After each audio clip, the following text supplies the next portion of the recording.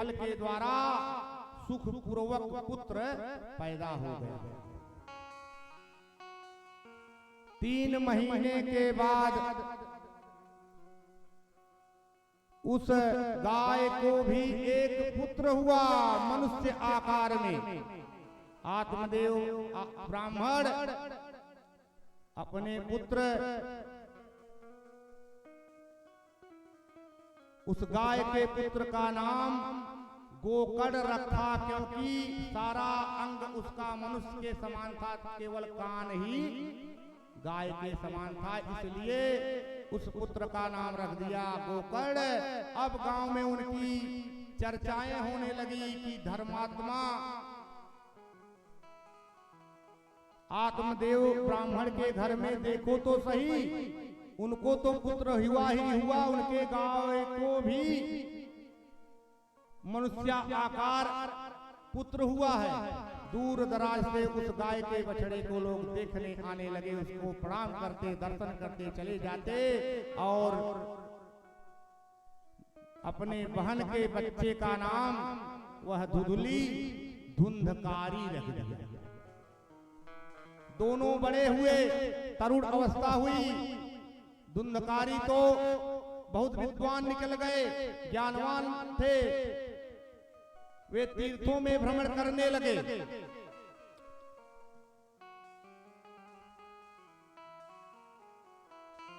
गोकर्ण जो है तीर्थों में भ्रमण करने लगे, लेकिन धुंधकारी बहुत दुष्ट निकला। वह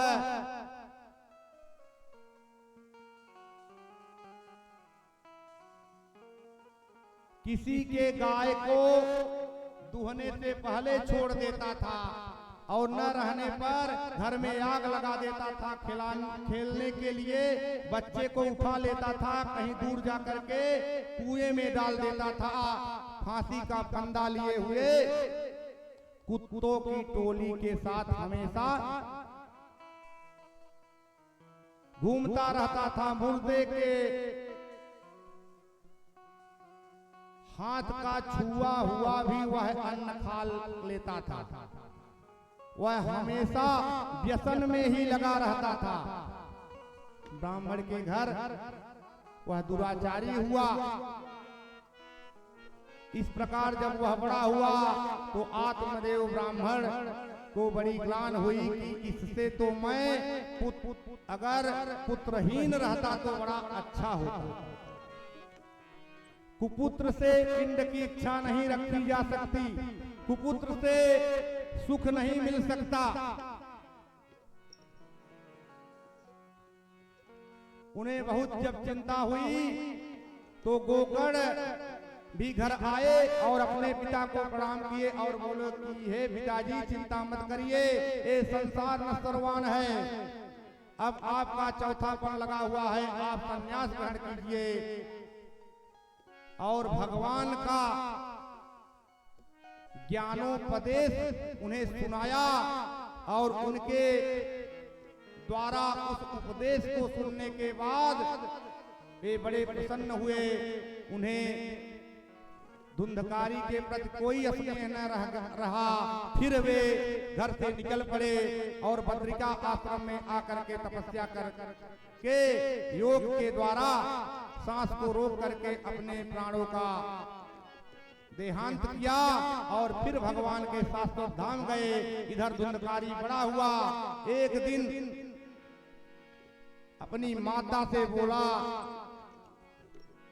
कि बताओ तुम धन कहाँ छुपा कर रखी हो, क्योंकि वह शराब पीने लगा,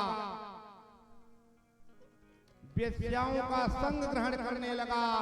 बहुत कम समय में ही बड़े कठिनाई के द्वारा आत्मदेव ब्राह्मण का सारा धन वह नष्ट कर दिया। जो बड़े कठिनाई से आत्मदेव के द्वारा वह एकत्रित किया गया था, वह क्षण भर में बहुत कम समय में वह नष्ट कर दिया। और फिर जब धन उसे नहीं मिला, इधर उधर ढूंढा तो अपनी माता के केस के बालों को पकड़ करके बोला कि बताओ धन कहाँ रखा हुआ है, नहीं तो अभी लुआटी से खबर लूंगा। धन तो था ही नहीं। कहां से बताए? रात के समय वह घर से भागने लगी तो एक कुएं में गिर गई, जिससे उसकी मृत्यु हो गई। अब तो वह घर में अकेला, अब कौन रोकने वाला है? वह 5 वेश्याओं के साथ अपने घर में रहने लगा। इस प्रकार लूट मार, जुआ, शराब, चोरी सब कुछ करता था। एक दिन कुलटाओं ने कहा कि मुझे बहुत सारे सुंदर सुंदर वस्त्र चाहिए और कुछ अच्छे गहने की जरूरत है, किसी प्रकार तुम ला करके हमें प्रदान करो।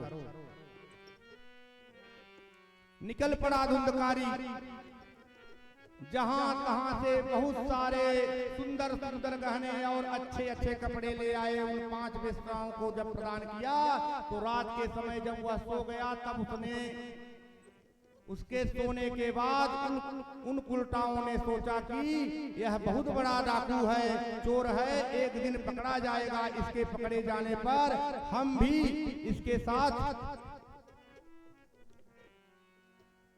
जेल खाने में जाएगी, इसलिए और राजा इसे जब पकड़ेगा तो मृत्यु दंड जरूर देगा, इसलिए जब एक दिन इसे मरना ही है तो हम ही लोग मिलकर के मार डालते हैं।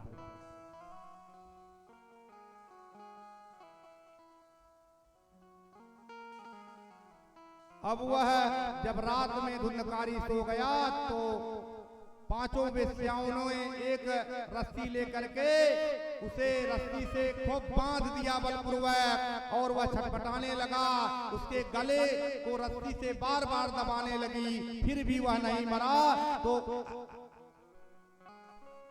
अग्नि को जला करके दहकते हुए अंगारे को उसके मुंह में तब तक डाला जब तक वह तड़प तड़प कर उसके प्राण नहीं निकल गए।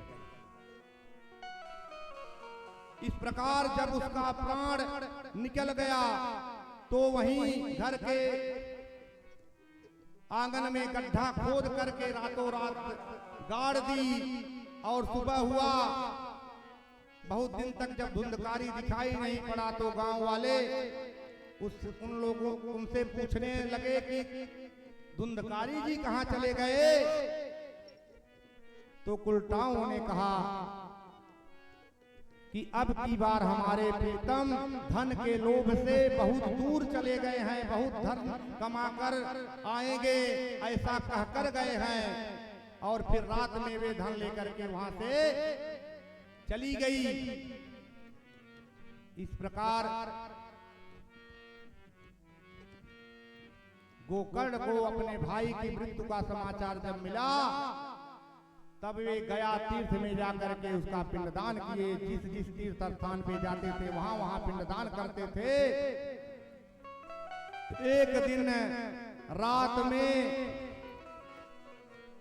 अपने गांव में प्रवेश किए और अपने घर के अंदर वे आधी रात को प्रवेश किए और घर के आंगन में सो गए। सोने के बाद वह धुंधकारी प्रेत प्रकट हुआ, हाथी के रूप में, भैंसे के रूप में, गैंडे के रूप में, इंद्र के रूप में। इस प्रकार विविध विविध रूप दिखाने लगा और गोकर्ण को डराने लगा। और गोकर्ण उसके इस रूप बदलने पर डरते नहीं थे। उन्होंने सोचा कि यह दुर्गति का मारा हुआ कोई जीव है जो बार बार अपने स्वरूप को बदल रहा है।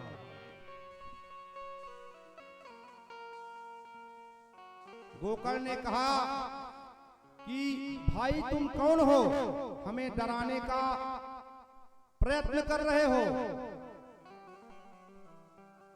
क्या तुम भूत हो या प्रेत हो या राक्षस हो? इन तीनों में से कौन हो, हमें बताओ। लेकिन वह बोल नहीं सका।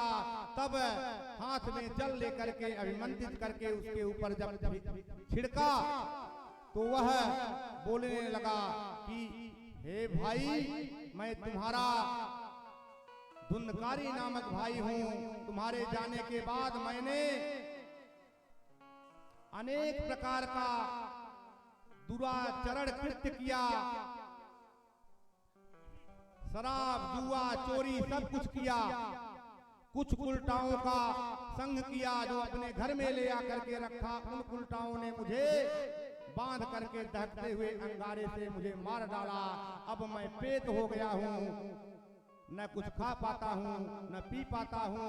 इस प्रकार बाउंडर के रूप में मैं दसों दिशाओं में भटकता रहता हूँ। तुम्हें आया देख करके मैं यहाँ प्रकट हुआ हूँ। हे भाई, हमारे जो है उद्धार का कोई कर्म करो।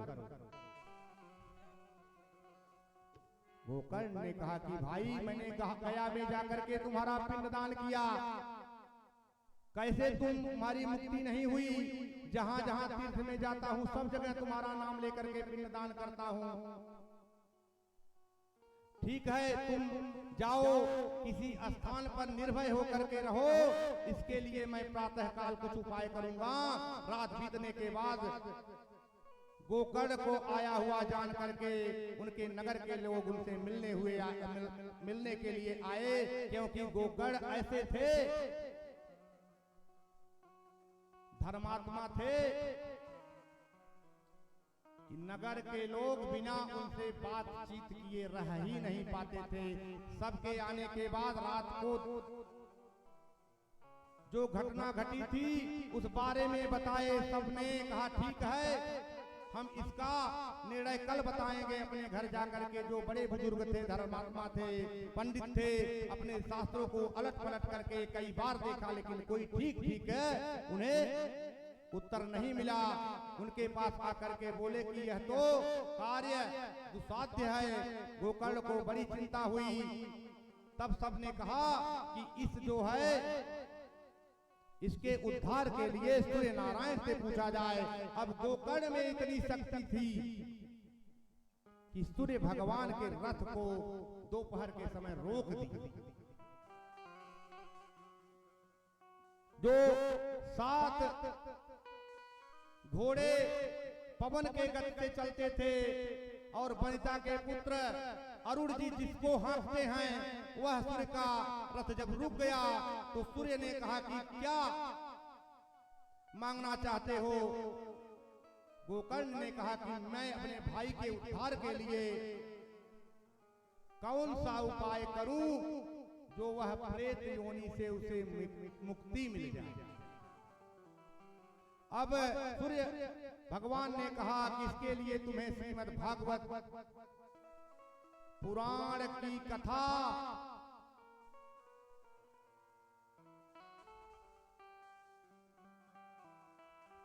कहनी होगी।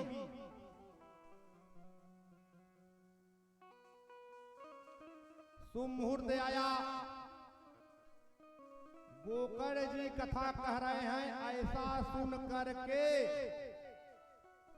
बड़े बुजुर्ग दूर दराज से सब लोग, लूले लगड़े अंधे कोढ़ी, सब कथा सुनने के लिए आए। इतनी वहां भीड़ हो गई, इतनी भीड़ हो गई कि वहां बैठने की जगह ही नहीं मिली। अब एक स्वर में गोकर्ण जब प्रथम स्कंद से कथा को कहने लगे तो शाम के समय जब कथा का समापन हुआ तो एक आश्चर्य घटना घटी। एक 7 फूल के बांस में, क्योंकि गोकर्ण वहां कथा श्रवण करने के लिए जब आया तो उसको कोई जगह नहीं मिली, तो बांस के नीचे के पोल में घुस गया, वहीं से कथा को श्रवण करने लगा।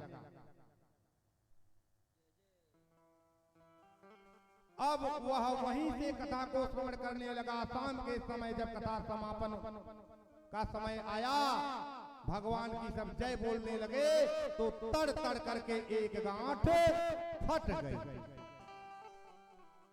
फिर दूसरे दिन कथा हुई, फिर दूसरे दिन शाम के समय कथा के समापन के समय पर दूसरी गांठ फटी, तीसरे दिन तीसरी, चौथे दिन चौथी, इस प्रकार 7 गांठ 7 दिन में जब फट गई तो उसमें से एक सुंदर दैव पुरुष निकला, जिसके माथे पर मुकुट है, कानों में कुंडल है, पीला पीतांबर धारण किया हुआ है, गले में बैजंती माला पहना हुआ है और कमर में करधनी है। इस प्रकार उसका सांवला स्वरूप भगवान जैसा प्रतीत हो रहा था। वह अपने भाई को प्रणाम किया कि हे भाई, आज इस कथा के रस से तुमने हमें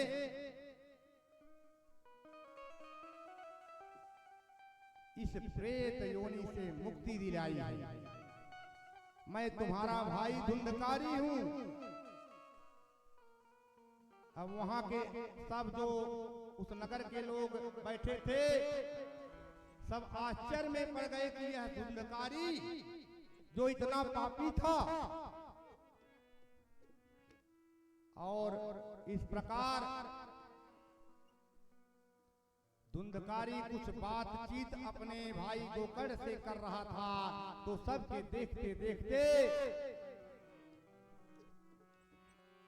भगवान के पार्षदों के द्वारा एक विमान उतरा और विमान में वह भगवान के पार्षदों के द्वारा हाथ पकड़ करके बैठा लिया गया। और तब गोकर्ण ने कहा कि हे भगवान के प्रिय पार्षदों,